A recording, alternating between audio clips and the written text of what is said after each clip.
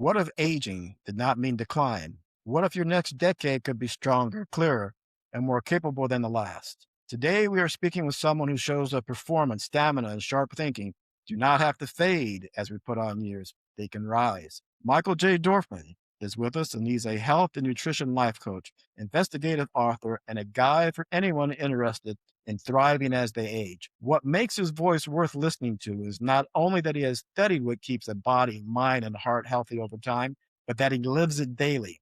He applies the practices he teaches. In his earlier book, The Thriving Vegan, he focused on how our well being is primarily shaped by what we eat and challenged some of our cherished beliefs about nutrition. His newest work, The Longevity Wellness Revolution, focuses on what creates energy, function, vitality, and joy you can feel whether someone is 43, 63, or 83. If you are watching because you want to know what to do now to change the way you age later, then this conversation is built for you.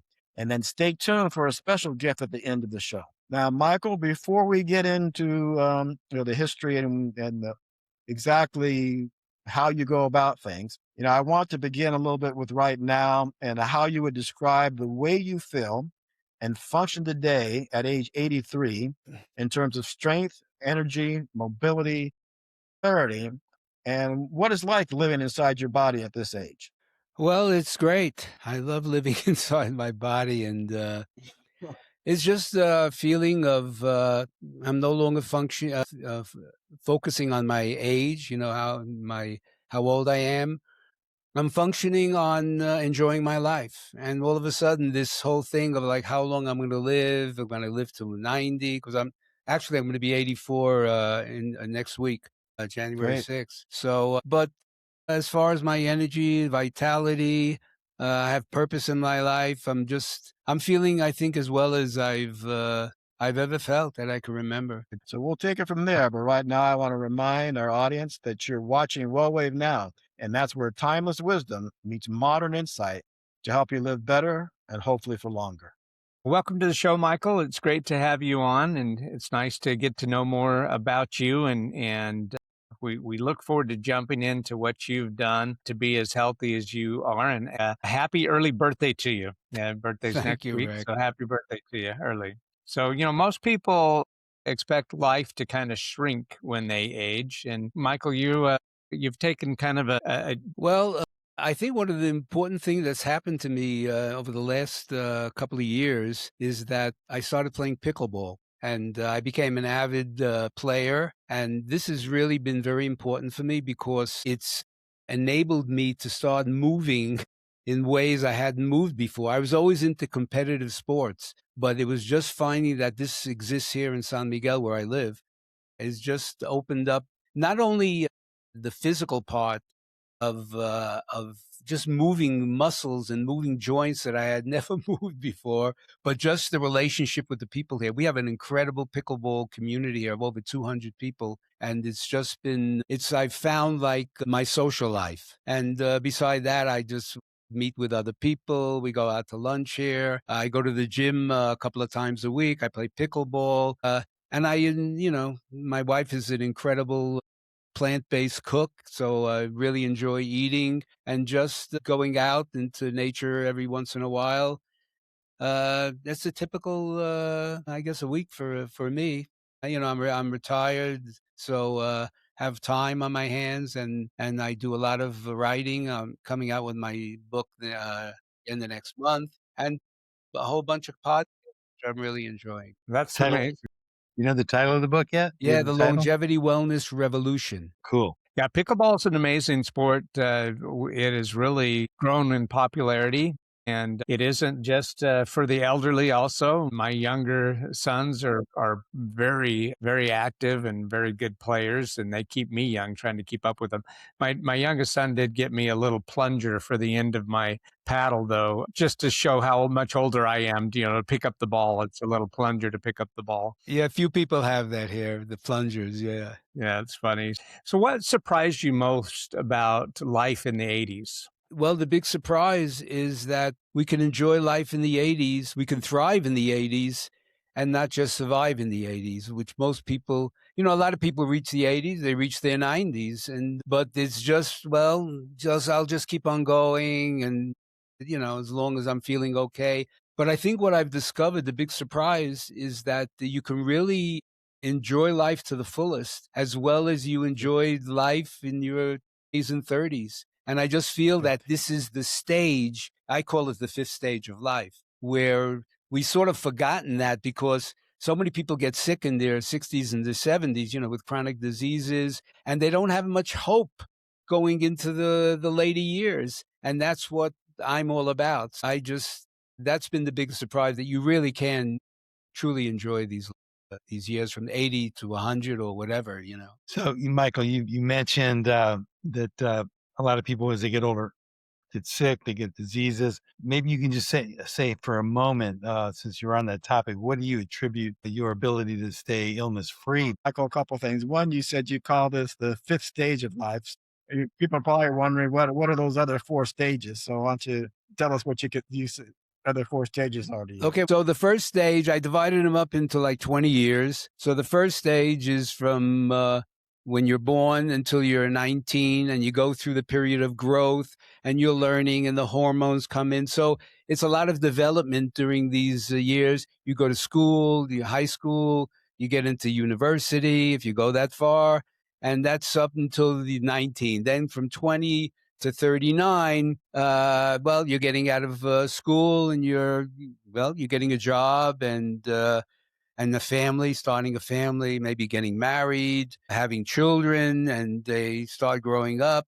So that's to 39. Then you get from 40 to 59, and that's when you're sort of supposed to have, or maybe you do have success, that things are working well. The children are maybe starting to leave home, or they're growing up, and they're getting settled. So that's the time of all the way to 20 to 39, then 40 to 59 is what I've just mentioned. Then you get to 60, and then you're thinking maybe of retiring, that you're getting older, and maybe your children have left home already, and now you're thinking of, well, what am I going to do when I retire? So that goes through 79. That's the fourth stage.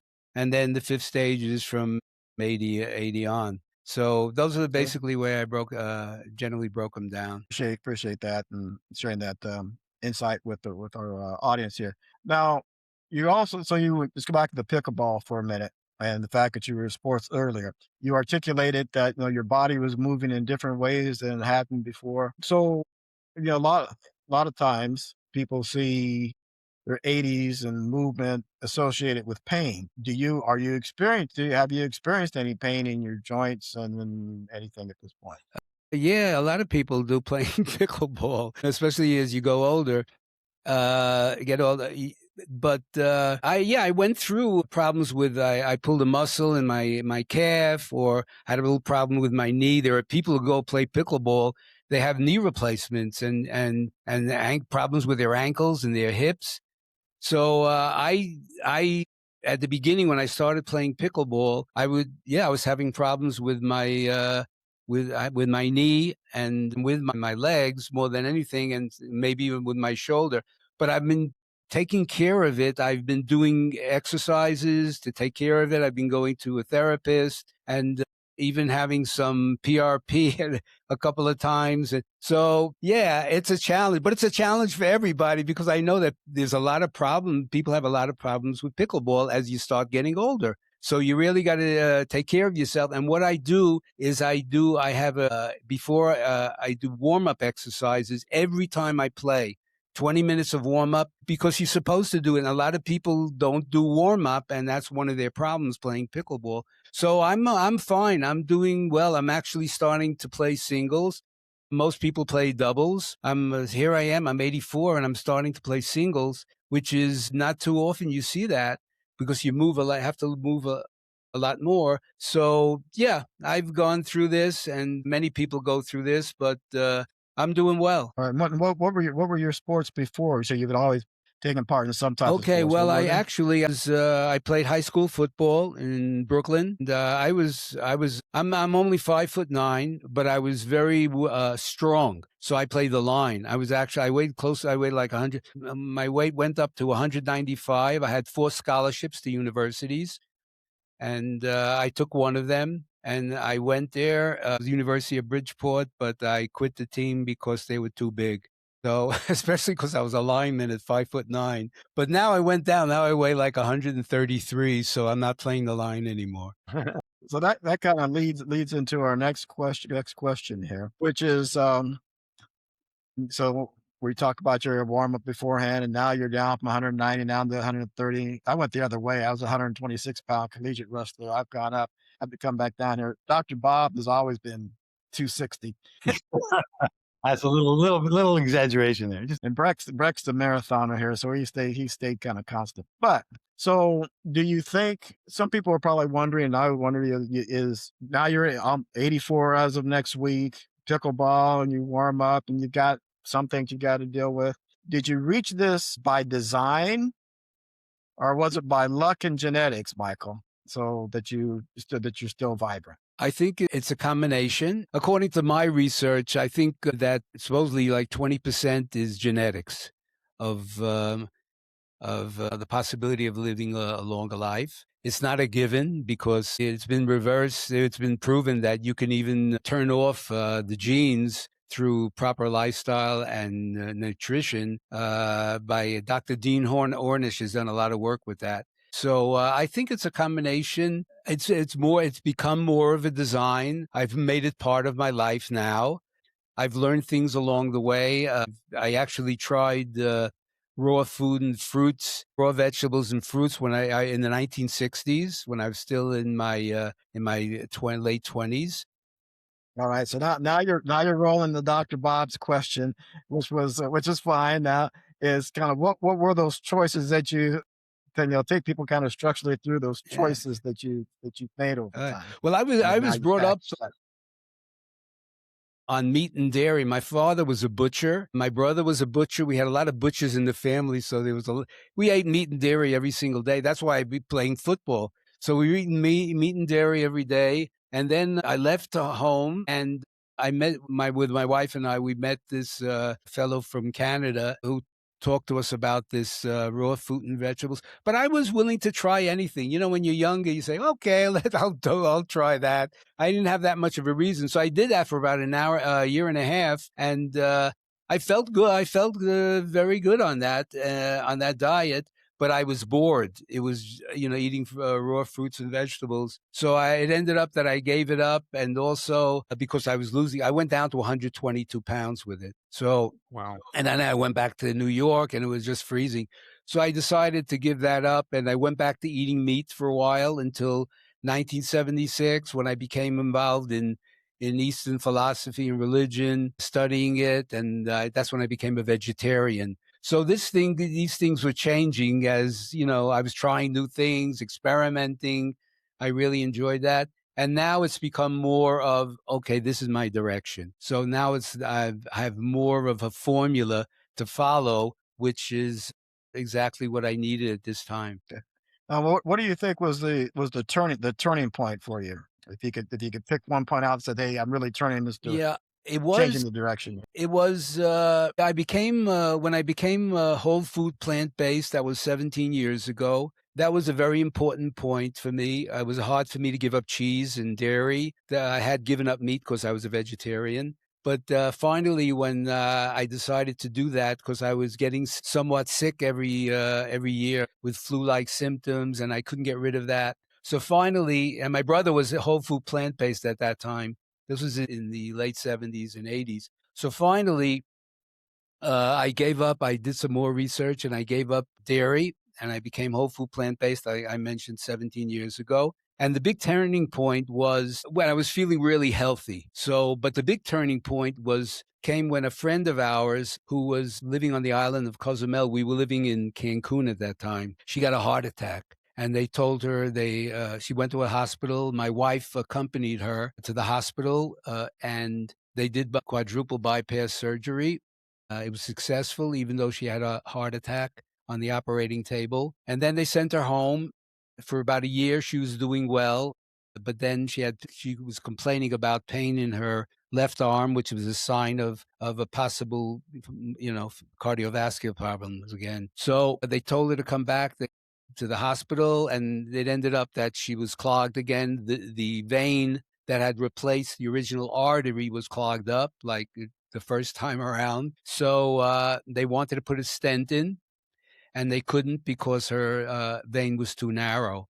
That was at that time. I don't know. That was 15. That was 15 years ago. So they couldn't do anything, and they sent her home, and they told her not to exercise, exert herself too many exercises, and not to go up and down stairs a lot. But what they didn't tell her, and they told my wife and her son, was that she had about 6 months to live. So I heard about it, and I had already been plant-based for 2 years, and I had been reading about doctors that were having success reversing heart and cardiovascular diseases. And Caldwell Esselstyn, he was one of the top surgeon at the Cleveland Clinic. He was the chief of staff also. He wasn't happy with what was happening with heart disease because technology was advancing and students were getting great educations, but heart disease wasn't. It was getting worse. And this is not just in the U.S. It's all over the world. So he decided to go a different direction, and he got into plant-based therapies to deal with these people. And he was getting a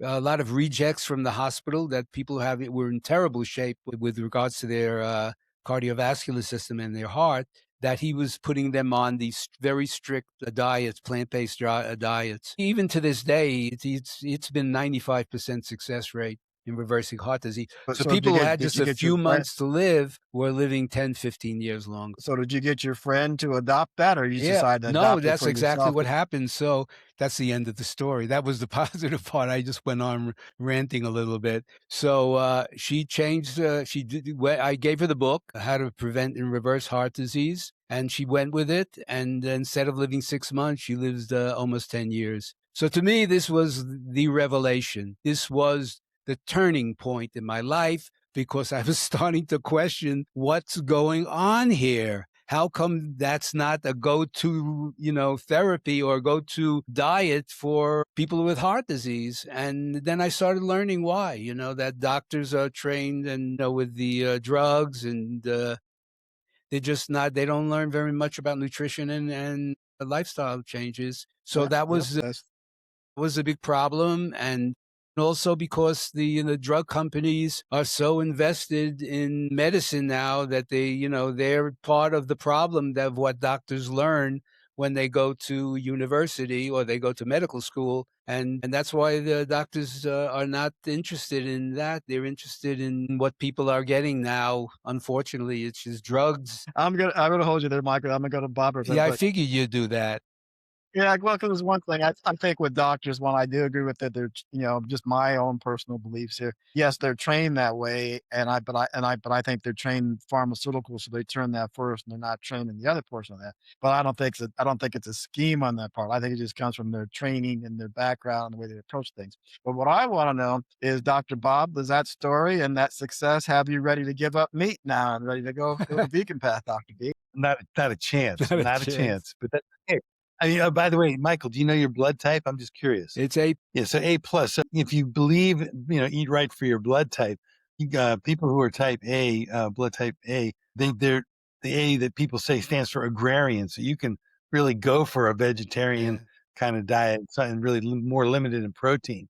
And somebody who's a AB can do the same thing according to that philosophy, if you believe it. And type A and type O, and most people are type O's.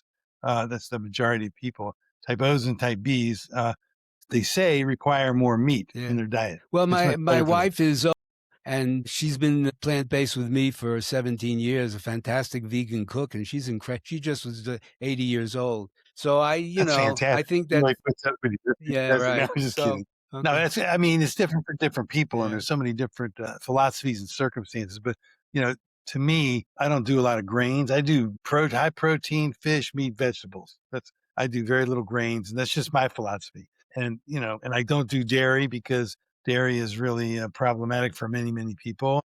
did a great job by getting off it. And that's why you were able to get lean in the face. Of when people go dairy free, they get lean in the face and they can lose a lot more weight. So congratulations to being 133 pounds also, because that's the lean minus stress is the ultimate longevity formula. Yeah, I love this segment because I think, we've covered a little bit on genetics also. There's so many people that want to blame genetics, right? I can't be a certain weight because of genetics, or I can't be a certain health level because of my genetics. Or, coming to the diet, one diet that's working well for Michael may not be the diet that works for Dr. Bob. And you can tell, I mean, I know I feel better based on the consumption. If we've eaten, too many, even when you try to choose healthy off of a restaurant menu, if you've eaten out too often, my body feels different. I just don't feel the same. Or if I've had too much, I'll put it on red meat. Now I still eat it occasionally, but I don't feel as well when I eat red meat. I feel much better with more vegetables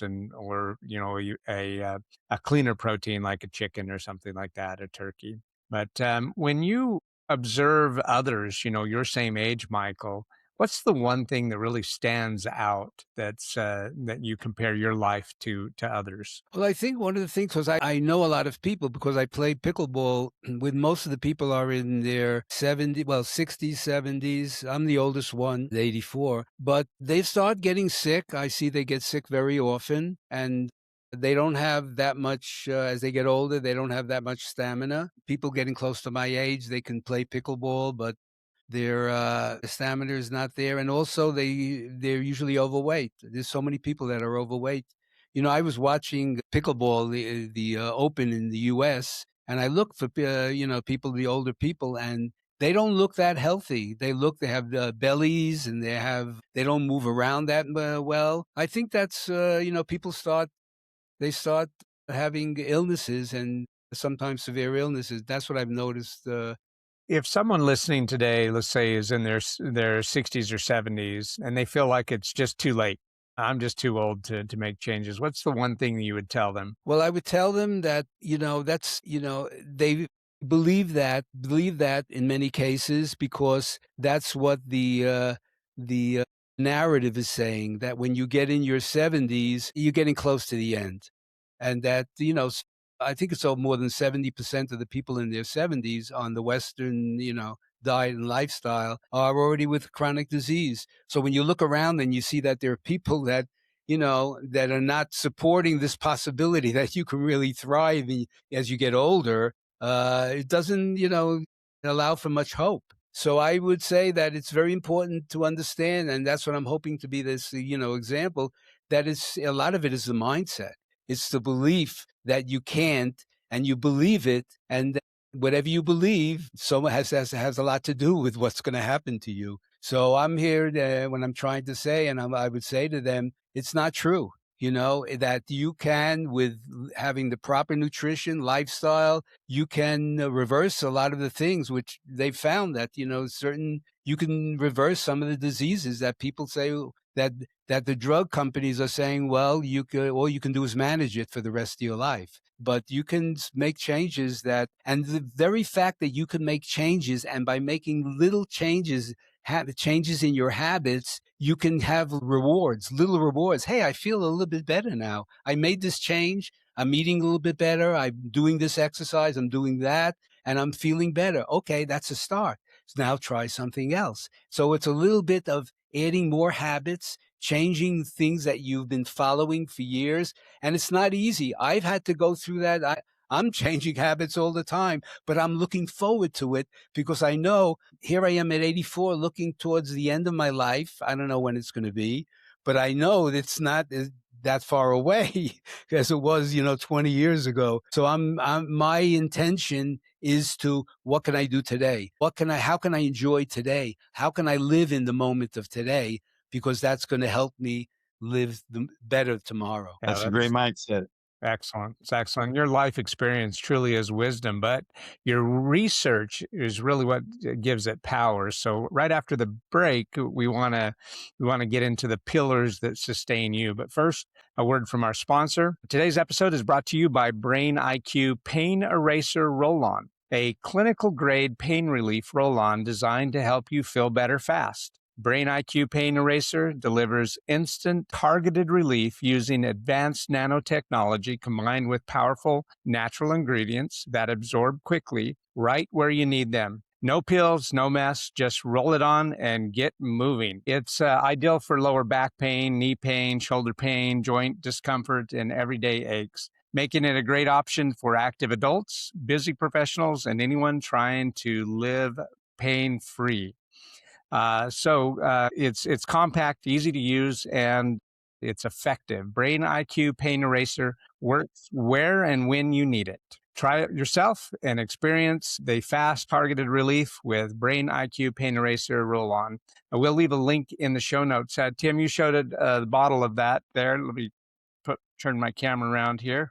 Flip the camera. And you've been using it on your knee. How's it working out? I use it. I've got an old athletic knee, I would call it, from my wrestling days and then martial art after that. And so it helps me tremendously when I put extra stress and strain on that to keep my movement up like Michael does. Yeah, appreciate that. Well, in this segment, we want to talk about structure. So now it's a good segue to talk about what you've done, Michael, and how you kind of put structure into actually making this possible for you today. So my first question is, if we had to name one pillar that supports your vitality, what would that first pillar be? Well, this is going to get an argument from each of you. Wait, you don't know for sure about that. Let's no, it is, because it's plant-powered nutrition. That to me plants are great. What? Yeah, plants. It's plant-powered nutrition. I've been following the Blue Zone lifestyles. It's part of what I do, because I've read on it and I've studied it. And there are the 5 Blue Zones, which were found by Dan Buettner, who wrote several books on it. So there are different things, different lifestyles that they follow that are very the same, even though the Blue Zones were separated by distances. So the number one thing was the plant-powered nutrition. And even though not all of these 5 places, which was around the world, they do have the foundation is plant foods. And some places they eat fish, and some places they eat meat or chicken, but it's on rare occasions. It's not the basis of the foundation of their diets. And it's so important because it's, people, one of the questions they always have is that where do you get your proteins from? And I get my proteins from plants. I mean, and there are so many vegan athletes, plant-based athletes, who are also, elite at their sports. So I don't have the problem with that. I have my protein. I don't have a problem with protein. So, but there's one other thing that's very important, and that is, and why I think that it's the foundation, the most important part of the pillars is because of the need for fiber. We need fiber, and 95% of the people living on Western diets are not getting even close to the minimum of what their fiber is needed. And fiber comes from plants.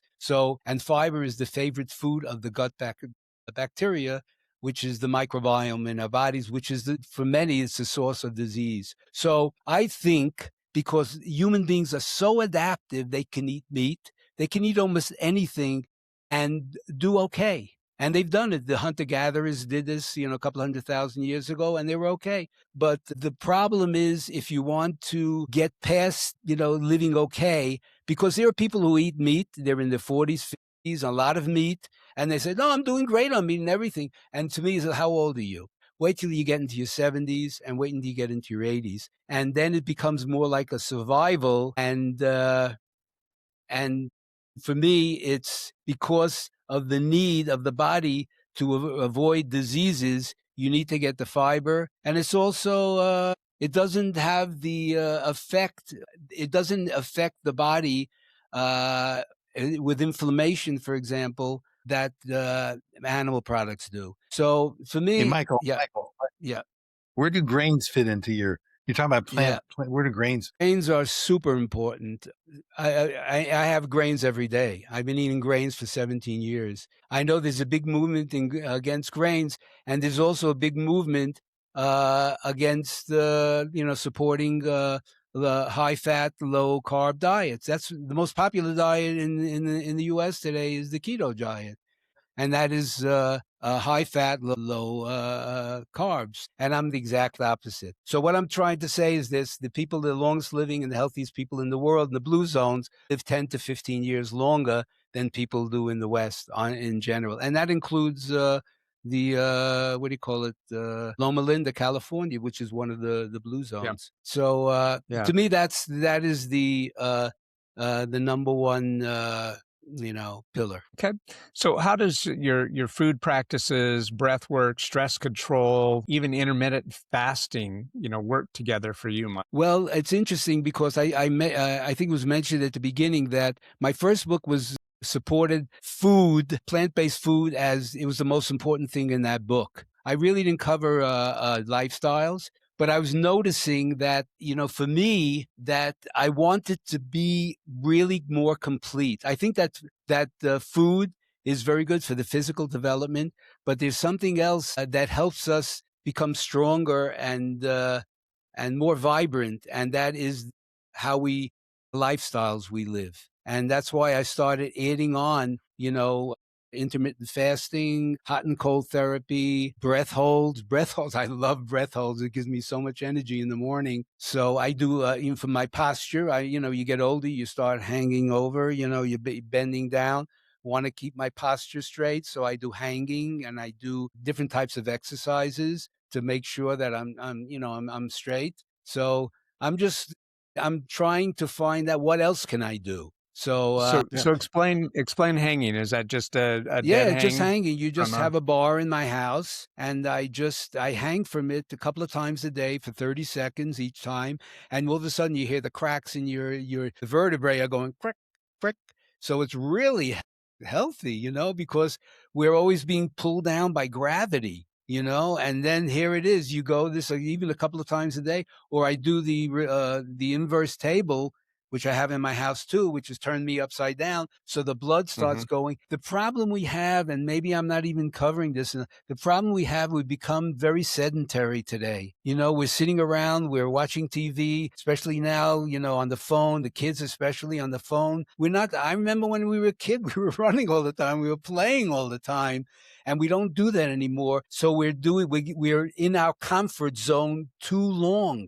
We got to get out of the comfort zone. We're made for that. What we learned from our ancestors. Or what I would say, Michael, there's a brief interruption there. I would say versus get out of the comfort zone is to make movement your comfort zone again. Absolutely. Because a lot of people, when you're working, you can't, we're sitting here for an hour. Usually when I do my podcast or I'm writing, got to make sure I got to get up and start moving after a half hour or 20 minutes. Just start moving around because, these could cause problems later on. So it's very important. That's a great philosophy. Then you mentioned something else there. And we've had people talk about various types of breath work on here, and Bob's talked about it, a couple other folks.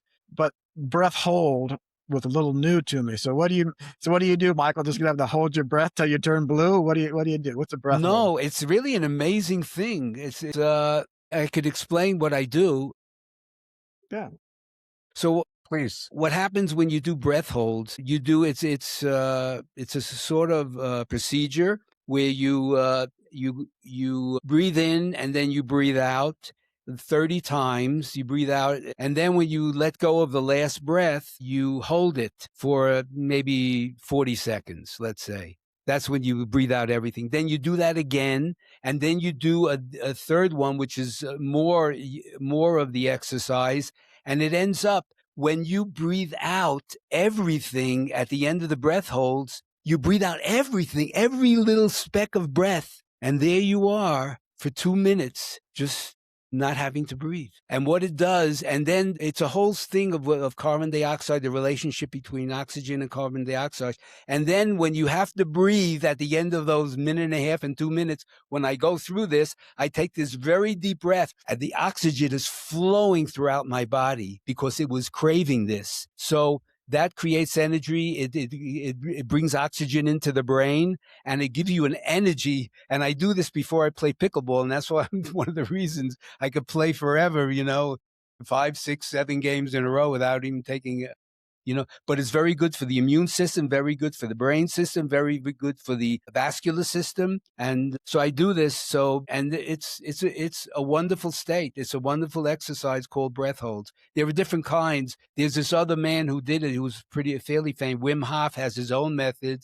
Yeah. There's a Soma technique that has its own method. There's different types of methods to do the breath holds, but it's all about creating this energy. And the other thing that's very important, which I want to mention too, is the importance of breathing through your nose, because most people do a lot of breathing through their mouth. But the problem is, mouth is for eating and the nose is for breathing. So we're supposed to be breathing through our nose, even when we sleep and when we're going through the day.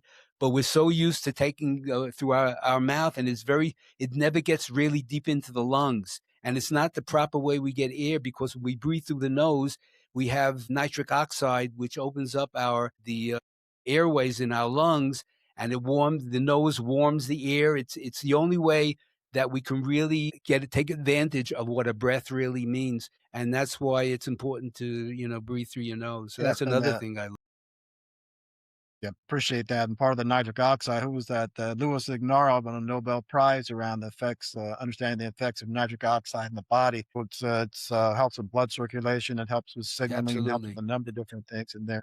And yep, encourage people. There are our resident oral health expert on full body, how the full body is connected to health. Heather, the hygienist, talks quite a bit about that nasal breathing and the nitric oxide production. So there's several things out there that people can go and dig deeper into that, and both on our podcast. And if they go over into our Wellness Circle Facebook group, they'll find Heather providing some more insights and thoughts on that as well. Yeah, I was just going to mention that. So thanks for bringing that up. Good couple of good episodes that I would refer our listeners back to with Heather, the hygienist. So, if someone wanted to adopt, you had so many great tips for us today, Michael. And if someone wanted to start today and just adopt one habit, which one would give the highest value of entry point? Or, how do you get the most juice from the squeeze? I think that the most important thing is to, whatever your nutrition is, whatever your, protocol, diet you follow, add more fruits and vegetables. And that to me would be the most important thing, eat what you eat, but the more you add, the better the chances are that you're going to, feel more healthy, because fruits and vegetables are a very important part of what our body needs. And also, Now, yeah. You think all fruits and vegetables are equal? Some people talk about you ought to have the green leafy vegetables and you ought to have the low glycemic index vegetables. You think they're all created equal there? Well, Or is that in the book too, Michael? I think that basically, the more you eat, the variety you eat, the best it is, because each plant, each fruit, each vegetable has something different to give you. That's why, even though we talk about protein, even though meat is the most complete protein, it is known as that, plants, you have to eat abundance of different plants, and the more variety you eat, you'll get the protein you need. And that's the same it is with antioxidants, vitamins, and minerals. So the best things, eat different colors, choose different colors of the fruits, of the vegetables. And the more, the more variety you eat, the better it is going to be for your health. Why? Because, one of the reasons is the bacteria in your gut. There are different types of bacteria, and each one eats different. They like different things. So the fiber from different fruits and vegetables. So the best thing to do is really enjoy eating each fruit. Each vegetable has a different taste. You don't have to add that many things to it. So just eat a variety. That's what I would recommend. Now, you went through a number of things here in your pillars, and you just said the eating, you can't have one that was very important, but now you've talked about hanging, you've talked about the hanging, hanging upside down as well, about the breast hold, your pickleball, and your vegans, and all that. So some people might be sitting there saying, "This is too much, Michael." And if somebody feels overwhelmed, how do you help them with that? What's your thought to them? If somebody says, "I really want this, but I'm overwhelmed right now."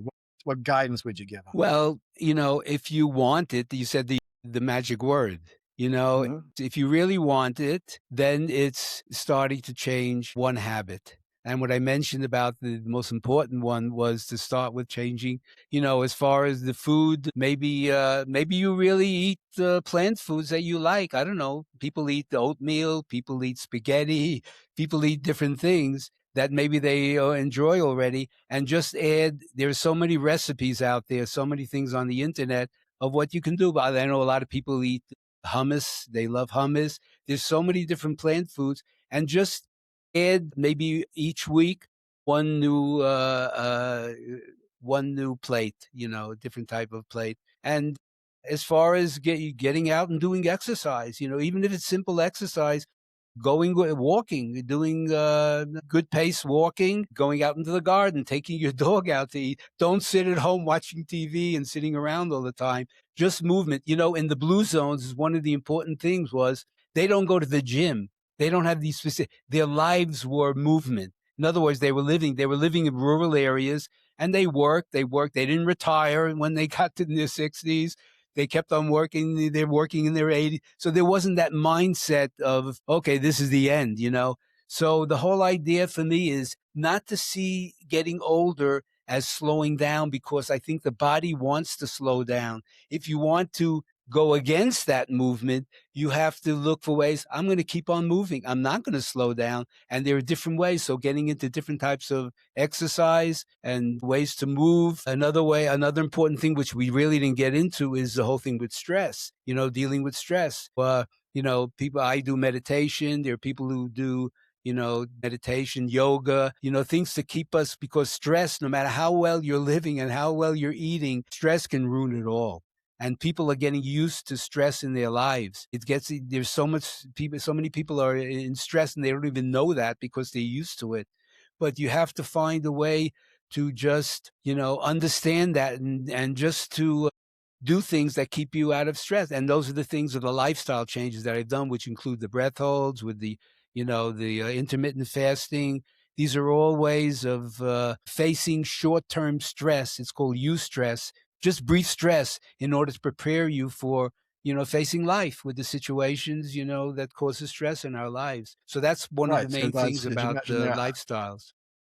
yeah, I think a lot of people aren't familiar with that term eustress, which is you got distress and you've got eustress, which is good stress that we Right. all need to put on our bodies to thrive and improve and to do that and to get good results from it. But now, so Dr. Bob, as you listen to Michael describe this kind of structure behind his life, and what stands out to you clinically or philosophically about how this or does not translates into wellness and how it might translate to the average person? Well, he's doing so many things that are beneficial for him to live the longest, healthiest life. I mean, Michael talked about staying away from restaurant food a lot because they use salt, sugar, and fat to juice it up, Yeah. and that really hurts people. So cooking at home is really valuable. I think plants are wonderful. I think it just depends on how somebody feels about how much they want to emphasize plants versus other sources of foods.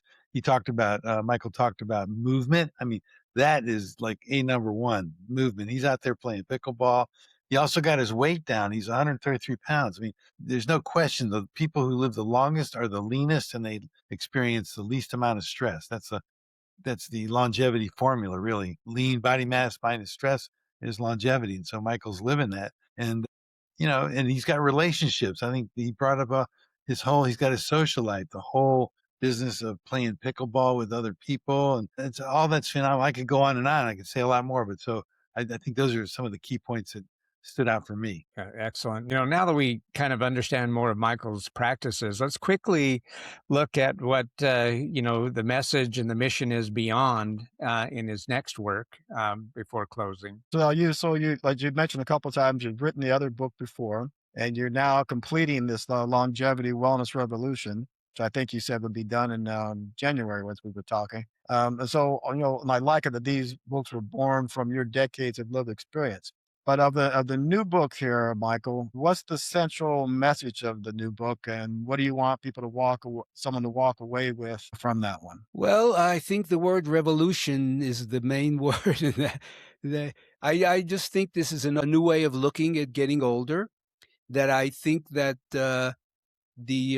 you can enjoy life, really enjoy life in your 80s, well, beyond 80, as much as you enjoyed life when you were in 20s and 30s. And that is a mindset. And once you get that, then you really say, is that really possible? That changes everything, because then all of a sudden you enjoy you do what you're supposed to do to keep it going. And that's what I think is the message, that it's not true that it's over in the 70s. It's not true at all. And then, that's a beautiful message. Aside from that thought of people who want to look to age, that will change that mindset, move forward. Was there any other particular audience that you were writing for in this book, Michael?